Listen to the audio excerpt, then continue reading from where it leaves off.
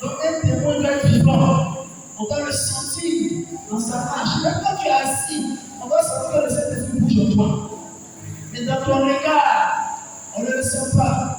On ne le vit pas. Pourquoi? Parce qu'il y a tellement de situations de la vie qui font croire que Dieu n'est pas présent dans notre vie. Pourtant, toutes les situations que nous traversons sont très importantes pour que l'Esprit de Dieu se glorifie dans notre vie. Voilà pourquoi le Seigneur a permis qu'il y ait un signe. Parce qu'il y a beaucoup de choses qui se dévoilent dans notre existence. Il y a beaucoup de choses qui agissent dans notre vie. Et puis, on devient froid. On s'attendit à un moment bien précis. On n'arrive pas à aborder le milieu de domaine. On est comme découragé. On est comme désaccusé. Les choses se passent et on ne peut pas réagir. Et à un moment, il faut que l'esprit de celui qui a reçu les exemples de mort vienne habiter en nous. Viens nous faire sortir de cet endroit de la mort. Viens nous faire sortir de cette peur. Et nous mettre sur le droit libre pour sa gloire. Alléluia. Donc je veux parler à des chrétiens qui font. Amen. Des chrétiens qui attestent à la véracité de la parole de Dieu. Parce que Jésus est ressuscité. Amen. Quand on ne veut pas, Jésus est ressuscité. Alléluia. Peu importe ce que nous traversons, il est ressuscité. Peu importe ce que je vis, peu importe ce que j'ai comme situation, il faut savoir qu'il est ressuscité. Maintenant, comment vivre en enfant de résurrection? C'est pour ça que l'Église donne ce temps de Sénat pour nous préparer sur tous les plans pour recevoir le fusion du Saint-Esprit. Amen. C'est ce qu'on m'a dit demandé de vous parler des dons spirituels. On ne peut pas parler des dons spirituels comme ça à des personnes qui ne sont pas outillées dans la vie spirituelle. On ne peut pas parler des dons spirituels des personnes qui n'évangélisent pas. Les dons spirituels ont un caractère très important pour l'Église. C'est pour ça, si Dieu doit te donner un don spirituel, il doit voir dans ta vie un endroit où tu peux l'exercer. Parce qu'on n'a pas le don et charisme en langue pour aller parler à mon fils. On n'a pas le don de miracle pour aller s'asseoir, simplement chauffer les dons sur le plan professionnel et puis revenir à l'église et puis être comme Seigneur des personnes qui n'ont pas d'impact. Alléluia. Donc les dons spirituels nous sont communiqués pour que nous ayons de l'impact de notre vie. Pour que nous puissions transcender la réalité spirituelle. Parce qu'avant, quand nous étions païens, on avait une manière de marcher, on avait une manière de vivre, on était préparé par des faux dieux, on faisait beaucoup de choses. Maintenant, on est devenu chrétien. Donc, quand on est devenu chrétien, Dieu a son esprit qui nous tord. Et ça peut pas déclarer. Ce sont des choses que l'œil n'a pas vues, l'oreille n'a pas entendues, des choses qui se sont montées au cœur d'aucun homme que Dieu a révélé à ceux qui sont ses enfants. Alléluia. Et l'Esprit de Dieu se révèle à ceux qui sont ses enfants. L'Esprit de Dieu se révèle à toute personne qui témoigne de sa présence et de sa puissance. L'Esprit de Dieu se révèle à toute personne qui prend l'engagement de la paix, c'est une source intarissable de bénédiction pour l'œuvre de Dieu. L'Esprit de Dieu se révèle à toute personne qui passe son travail, dans sa situation professionnelle, doit être un témoignage pour l'Église. Voilà pourquoi il a dit, vous recevez une force, celle du Saint-Esprit, et vous serez mes témoins. Alléluia. Donc l'Esprit que nous recevons, c'est pour être des témoins brûlants, des témoins qui manifestent la gloire de Dieu. Alléluia. Paix et joie. Et le thème de ce soir est Joël 2, au verset 28. Après cela, je répandrai mon esprit sur toute chair. Vos fils et vos filles prophétiseront, vos vieillards auront des songes et vos jeunes gens des visions. Amen. Parole du Seigneur de puissance. Dieu dit, je répandrai mon esprit. Après cela, Dieu veut répandre ce soir son esprit sur ta vie. Est-ce que tu es d'accord? Mais ce n'est pas pour que chaque année, on fasse des syllabes, mais il n'y a pas d'impact dans la vie de ces personnes qui ont assisté au syllabes. Vous avez vu des personnes comme Pierre qui étaient des peureux. Après le syllabes, Pierre a changé. quelque chose s'est passé dans sa vie. Une personne comme Paul, qui détruisait l'église, qui parlait mal de l'église, est devenu un instrument de bénédiction et a écrit plusieurs livres que d'autres apôtres n'ont pas fait. Et si Dieu veut répondre son esprit sur toi, c'est parce que tu as quelque chose à faire dans l'église. Alléluia. Si Dieu veut répondre son esprit sur toi, c'est parce qu'il veut te communiquer une valeur particulière. Peut-être pas tu penses au mariage, oui. Tu penses au travail. Tu penses à la situation professionnelle, mais Dieu il pense à son œuvre. Il dit, si tu ne bénis pas ton charismatique, cela va impacter sur ton foyer, cela va impacter sur ta situation professionnelle, cela va impacter sur la vie des autres, et tu deviens un témoin concret de l'évangile. Et par ta vie, les gens sont transformés, sont transcendés, et les gens ils montrent à nous. C'est pour ça qu'on reçoit le Saint-Esprit. Parce que nous sommes dans un monde où beaucoup de choses se passent dans ce monde. L'homosexualité, le lesbianisme, la prostitution, les vices, toutes ces choses combattent la puissance de l'évangile. Et Dieu cherche des personnes comme toi et moi qui vont mettre à côté pour être des instruments pour répondre à l'adversité. On peut être chrétien, mais ne pas rentrer dans certaines choses. Mais pour le faire, il faut être rempli de la plénitude du Saint-Esprit. Alléluia. S'il n'y a pas l'Esprit de Dieu, il y a beaucoup de choses qui ne peuvent pas se réaliser. Tu peux réfléchir, tu peux avoir la connaissance, tu peux être intelligent, tu peux te battre à tous les moyens. Mais on dit chasser le naturel, il est au là-haut. Quand l'Esprit prend possession de toi, il y a des choses que tu n'as plus à forcer. Il y a des choses que tu n'as pas besoin de forcer. Lui-même, il se révèle et il matérialise la grâce de Dieu dans ta destinée. C'est pour ça qu'il nous faut le Saint-Esprit. Il te le faut particulièrement dans ton foyer, dans ta maison, dans ton village. Il faut que le Saint-Esprit travaille. Ce n'est pas simplement pour chauffer les pommes de l'église, mais c'est pour être des instruments, des témoins pour aller. Parce que quand Jésus est mort, qu'il est ressuscité, il nous a donné une commission. Il dit allez et faites des nations des disciples. C'est la dernière parole que Jésus a dit. Et puis le parti prêcher la parole, annoncer la bonne nouvelle, et guérisser les malades, chasser les démons, parler à l'âme.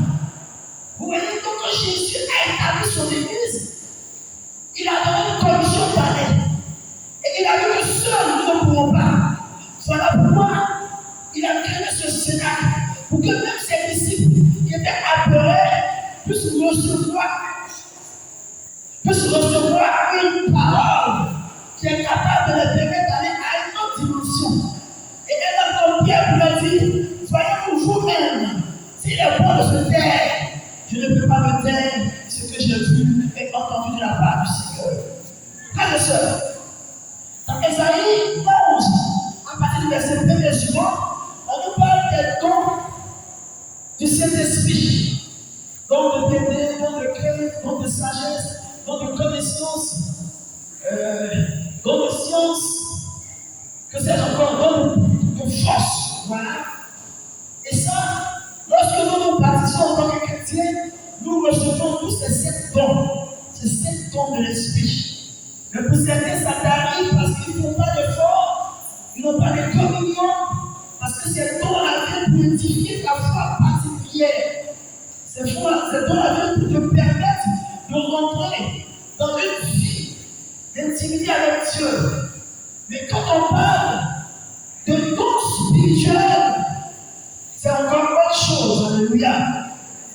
C'est vrai, je répondrai mon esprit sur toute chair.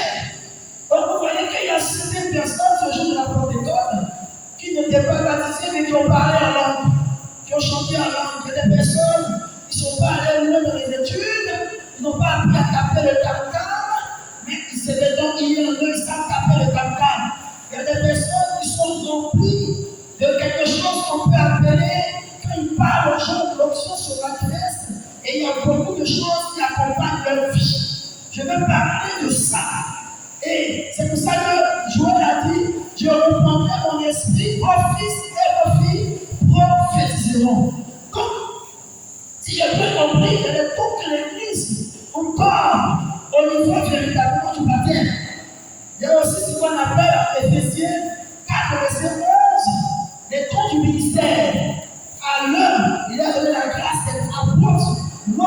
d'être pasteur, prêtre, prophète, évangéliste. C'est comme le perfectionnement de l'Église. Alléluia.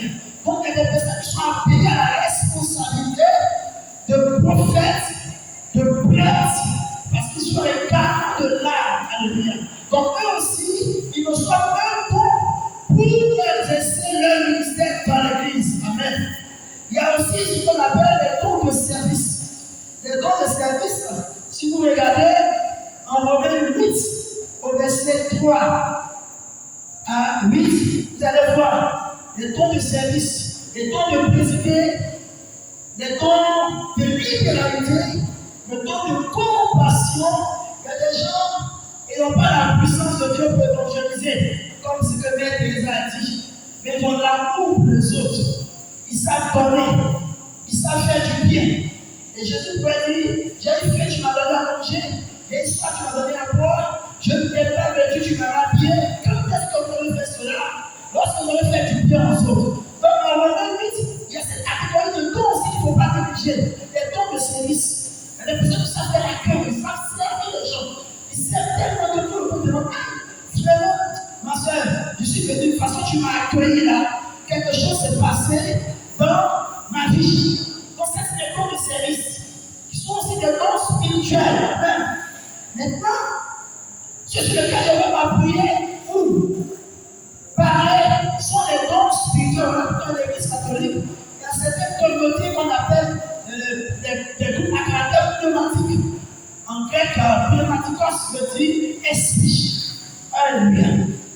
Donc, ça, on appelle ça les dons spirituels. Et c'est en 1 Corinthiens 12. Je vais lire 1 Corinthiens 12. Au verset 1, déjà dit, pour ce qui concerne les dons spirituels, je ne vais pas faire que vous soyez dans l'ignorance. Donc, frère, Paul dit il ne faut pas qu'on soit dans l'ignorance. Il faut les connaître. Il faut les savoir. Il faut les appliquer. Il faut les demander. Il ne faut pas passer son temps seulement à demander le mariage, le travail, l'enfantement. Il faut demander le don de l'esprit. Il te permet de pouvoir posséder ton enfantement, ton travail, tout ce que tu veux. Parce qu'à chaque don, il y a un caractère de puissance pour te permettre de glisser dans ta vie. C'est pour ça que Salomon pouvait avoir la sagesse. C'est pour ça que Joseph, qui n'a pas fait l'économie comme moi, pouvait donner des plans quinquennaux. Dit il faut épargner sur 7 ans, et puis sur l'autre année, il faut investir. C'est pour ça qu'il y a certaines personnes qui étaient bénies de sagesse dans leur propos. Daniel Méchac, avec la vision prophétique, la révélation de l'esprit en eux. Donc ces dons-là vous appuient dans ce que vous faites, et vous êtes à être des instruments mis à part. Donc, il dit à 1 Corinthiens 12, ne soyez pas dans l'ignorance. 1 Corinthiens 14 dit, recherchez la charité. La finalité de ces dons-là, c'est la charité. C'est vrai, tu peux parler en langue, tu peux prophétiser, tu peux prêcher, faire des miracles. Mais s'il n'y a pas l'amour, c'est comme si Dieu ne s'est pas qui est parti. Alléluia. Il y a l'autre côté aussi de l'ennemi qui manifeste certains miracles en parenthèse. Donc la différence entre nous, c'est l'amour. Alléluia. Donc il dit rechercher la charité, aspirer aussi au don spirituel. Vous comprenez? Aspirer au don spirituel. Il faut aspirer au don spirituel. C'est très important. La Bible dit que Dieu est saint. Amen. Et celui qui adore doit l'adorer en esprit et en vérité. Donc Dieu est esprit et il est saint. S'il est esprit, c'est que je n'ai pas la capacité physique de le voir. Vous comprenez? Parce qu'il est esprit. Mais je peux l'entendre parler, je peux le lire, je peux voir certaines choses à travers les Écritures. Je peux sonner son esprit, sonner sa parole.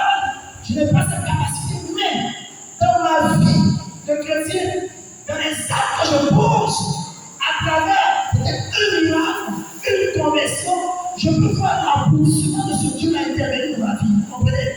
C'est-à-dire que le Dieu qui ne se voit pas physiquement peut se voir au travers de son esprit qui travaille en toi, au travers des guérisons qui travaillent en toi, au travers de ta conversion. Quand tu regardes ta vie, tu dis, ah, mais moi, c'est ni par ma force, ni par ma puissance, mais il y a quelque chose en moi qui suis fait de moi ce que je suis. Et c'est pour ça qu'on parle de témoin plus long de l'évangile. Donc le Dieu que tu n'as pas pu voir physiquement, vous savez ce que j'ai pas de relation que je ne vois pas, mais Dieu se manifeste dans les actions que vous posez. Il se matérialise par sa gloire. Quand il y a un miracle de Dieu, il y a une gloire de Dieu qui se manifeste. Quand il y a une délivrance, il y a une gloire de Dieu qui se manifeste. Quand il y a une guérison, il y a une gloire de Dieu qui se manifeste. Une personne qui était malade depuis 8 ans du cancer du sein vient donner un témoignage. Et dit, je dis merci à Dieu depuis 8 ans, j'étais malade. Et j'ai été guéri par la puissance de Dieu. Ça ouvrait les services par tangible de la puissance de Dieu. Voilà pourquoi le Christ a dit, même si vous ne croyez pas en moi, croyez au moins aux œuvres que je fais. Donc les œuvres la témoignent de la véracité de l'évangile aujourd'hui. Voilà pourquoi un chrétien qui parle sans œuvre est un chrétien qui est formable quand il lit Jacques, alléluia. Donc nous devons prouver à ce monde que l'évangile c'est la puissance de Dieu pour le salut de quiconque, alléluia. Et Dieu cherche la personne, ce qui fait reposer son esprit. Et il dit, 1 Corinthiens 12, au verset 4. C'est pourquoi je vous déclare que nul, s'il parle par l'Esprit de Dieu, ne dit Jésus est anathème. Et que nul ne peut dire Jésus est le Seigneur, si ce n'est par le Saint-Esprit. 1 Corinthiens 12, verset 3. Nul ne peut dire que Jésus est le Seigneur, si ce n'est pas le Saint-Esprit. Vous comprenez? Donc, si le Saint-Esprit habite en moi, comme Luc 6, verset 45 dit, c'est de l'abondance du cœur que la bouche parle. Donc, si le Saint-Esprit habite en moi et que je suis abondant des choses de l'Esprit, qu'est-ce qui va se passer? Je vais déverser ces choses de l'Esprit sur les autres. Parce que c'est de l'abondance du cœur que la bouche parle. Donc, si je suis possédé de plein de mots par la plénitude du Saint-Esprit, ça veut dire que tout ce que je vais annoncer va manifester la gloire de l'Esprit. Alléluia. Mais si on regarde, on est vide. Pourquoi? Parce que le fardeau de la vie nous prend assez de temps. On n'a pas le temps d'aspirer, de demander ces choses. Je prends une personne, 40% d'hypocrisie, 10% de jalousie, elle est à 40, et 10% d'orgueil, ça fait 50, 20% de rancune, ça fait 70, 10% de je ne vais pas aller à 80. Mais quand les 20% du corps de cet esprit, c'est compliqué pour nous pas travailler.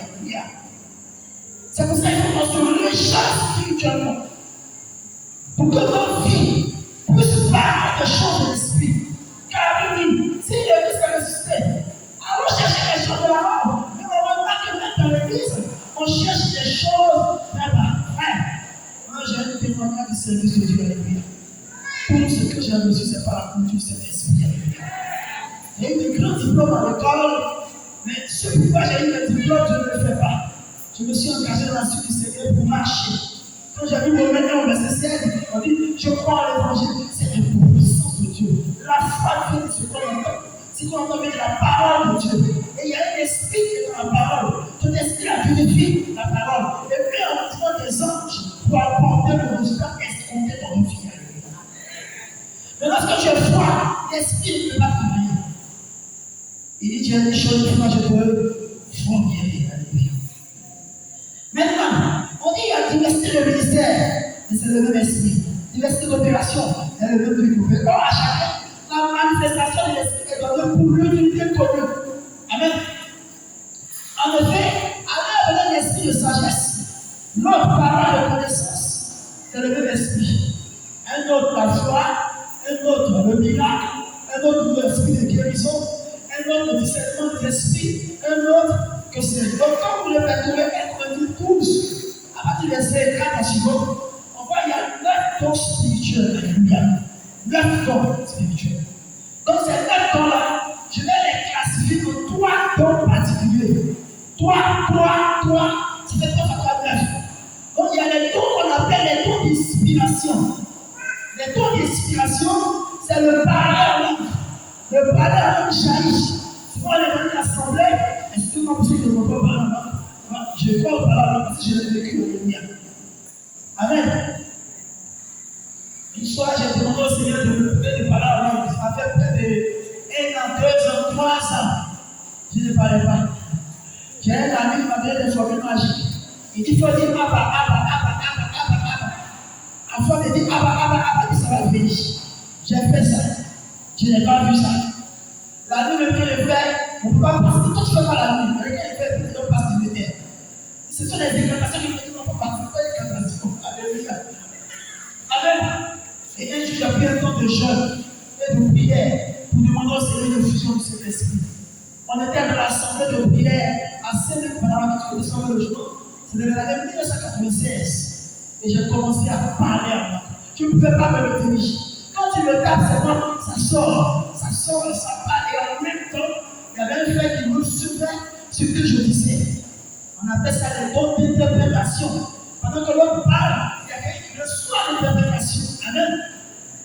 Et ça qui donne, en fait de compte, ce qu'on appelle une prophétie. Alléluia. C'est quelqu'un qui peut interpréter une langue. C'est comme une prophétie qu'il a de donner. C'est pas les palais des tons d'inspiration. Dans le palais, c'est un ton qui jaillit de l'intérieur. Après, là, oh, chacun, il ne peut pas. Ça n'a rien à voir avec les personnes peut-être qui copient. Ça leur affaire. Mais c'est pour moi, je le dis, depuis que j'ai commencé à parler, ça a changé quelque chose dans ma vie de prière. L'amour de Dieu a commencé à prendre mon cœur. Alléluia. J'ai commencé à servir comme ce doit. J'ai commencé à aimer la parole de Dieu. J'ai commencé à marcher. Je pouvais parler en même temps, 1 heure de temps, des exercices. Parce qu'il y a là aussi, il faut commencer à exercer. C'est pas que l'hiver, la Bible dit celui qui parle, ne parle pas à un homme. Il parle avec Dieu. Le parler à un homme, c'est pour t'édifier toi-même personnellement. C'est-à-dire, tu vas aller faire un entretien, tu vas aller à une situation bien précise. Tu as peur, tu as crainte. Et la Bible dit que c'est pas des gémissements qui ne font que l'esprit se sert. C'est que nous ne pouvons pas dire en français, en anglais, et que nous pouvons dire en langue. Donc quand tu parles en langue, ce Dieu est en connexion avec toi. Dis pas, Seigneur, je vais à cet entretien, j'ai peur, j'ai besoin de ta grâce. C'est ce que tu dis en langue. C'est ce que tu dis en langue. Je peux faire 1 heure, 2 heures de temps après les compositions. Et je vous assure que souvent je recevais des cours. Et quand on parlait de composer, c'est les mêmes cours qu'on demande. Vous voyez? Parce que j'ai pu exercer le temps. J'ai commencé à me fier à ça. Quand j'étais à la cité des monstres, je venais dans le couloir et parlais à l'homme. Oh, j'ai une grosse part, c'était toujours. Et un jour, il y avait un ami avec qui on a fait la fac. On se retrouvait tous sur le toit pour parler à l'homme de nuit. Et on dit qu'on est en haut là. Dieu parle bien. Il écoute nos prières parce que pendant là, les étudiants ils sont trop parlés. Donc on va avoir plus avant. J'ai vu la suite une belle expérience. 10 ans après, j'étais au carrefour de la vie. Et il y a une voiture 4x4 qui passait. Parce que lui, quand on parlait, il pleurait beaucoup. Et il disait, Seigneur, tu m'as oublié. Seigneur, tu m'as oublié. Papa, il pleure. Il dit, non, tu ne t'as pas oublié. Donc, je sens que la voiture ne s'arrêtait plus longtemps. Voiture noire, 4x4. C'était trop compliqué. Quand tu vois la voiture, tu as peur. Mais c'était qu'il était tard. Je m'arrête, je regarde. Et puis, descend la vie. Et puis, il dit, Seigneur, tu m'as oublié. Moi, ce qui dit le corps. Seigneur, c'est toi qui es dans la voiture là. Je suis monté dans la voiture, il a fait son témoignage de sa vie chrétienne. Il travaille dans une institution internationale. Mais depuis qu'il a vu bien l'exercice de charisme, il ne joue pas. Parce que chacun fait son médicament. Toi, ton médicament, là, c'est pas Seigneur, donne-moi, Seigneur, donne-moi. Tu dois procéder quelque chose. Et c'est pas chaque fois un caractère bien précis. Alléluia. Pour le temps, si tu as peur, il vient vous t'édifier. Il vient vous parler avec toi. Alléluia. L'interprétation, maintenant, te permet de comprendre certaines situations dans ta vie. Et la prophétie te permet de pouvoir véritablement marcher à la part du Seigneur. Amen. Vous comprenez? Donc, sur la zone de d'inspiration. Donc, quelqu'un qui parle en langue, quelqu'un qui interprète, qui dirait un jour on devient prophète. Et le prophète veut dire, il sent des choses, il voit les choses, il commence à parler, il comprend pas, et c'est ton avance. Mais il y a les charismes de révélation. Le charisme de révélation, c'est quoi? Le don de connaissance, le don de sagesse, Alléluia. Don de connaissance, don de sagesse, selon le même esprit. Et puis, le don de révélation. Donc, celui qui a le parole de connaissance. La parole de connaissance, c'est comme on dit, il y a une personne dans l'assemblée, voilà ce que tu dis, tac, tac, tac, tac, et puis la personne se lève et la teste. Ça, on appelle le don de science, de connaissance. C'est ce que Jésus a eu à manifester. Il dit, Simon, Simon, depuis que je suis rentré de toi, voilà ce que tu dis. Cette femme a pris ses cheveux pour Jésus a capté l'esprit de ceux qui viennent. Amen. Donc vous pouvez aller quelque part, et puis les gens qui sont dans le travail, ils ont une curiosité vers vous. Vous les voyez gentil avec vous, votre cœur descend du léger. Donc quand le don de connaissance est là, il descend que vous. Ici, là, ça va, ils font semblant de m'aimer, mais ils ne m'aiment pas. Vous comprenez? Donc ce don a des permettre d'anticiper certaines choses, de faire beaucoup attention. Vous comprenez? C'est ça qu'on appelle la révélation. La révélation, tu peux donner aussi la vie et tu fais un songe. Et tu vas au village et puis tu fais un accident. Vous comprenez? Donc j'ai fait un songe où c'est comme si je suis parti quelque part et puis j'ai fait un accident. Et tu commences à prier, et puis avant ce jour, tu t'entends à partir et puis on dit dans les cas là, ils sont déjà partis. Donc ça veut dire que Dieu peut t'interpeller par rapport à une situation bien précise par rapport à ça. Ça c'est la révélation. Oui, c'est très important. Amen. Donc, je me rappelle la première fois que j'ai exercé ce don, c'était une assemblée de prière. Et les dons charismatiques, alléluia, frère, il y a tellement de choses à dire, on ne peut pas tout développer. Amen. Donc, j'essaie de pouvoir enseigner pour mettre comprendre beaucoup de choses, on va prier tout à l'heure. Amen. Donc, je termine ça. Les dons de révélation. Amen. Donc, je ferme les yeux et puis je vois des ignames. Et puis, les ignames ont été difficiles en Dieu. Je n'ai pas compris ce que ça dit. Et puis, Dieu me rappelle la condition Achan. Chez les Achan, on dit ignames et coupé, ça veut dire qu'il y a pas. Vous comprenez? Donc, même quand je donne l'interprétation, il y a une personne qui est dans l'assemblée qui ne s'entend pas avec son frère ou sa soeur. Automatiquement, les deux personnes vont venir. Je vais la tuer. Vous voyez, c'est ça qu'on appelle la révélation. Mais Dieu est passé par là, peut-être les conditions familiales pour nous montrer quelque chose. Un signe, un produit pour te dire, non, ce n'est pas de la sorcellerie, ce n'est pas de la magie. Si tu aspires au don spirituel, il y a des choses que Dieu ne va pas faire avec toi. Et les dons spirituels s'exercent dans l'église. Amen. Tu ne peux pas aller à la pharmacie pour parler à l'homme. Regarde là-bas, on ne peut pas avoir mon père. On va te chier. Qu'est-ce qu'on fait ici?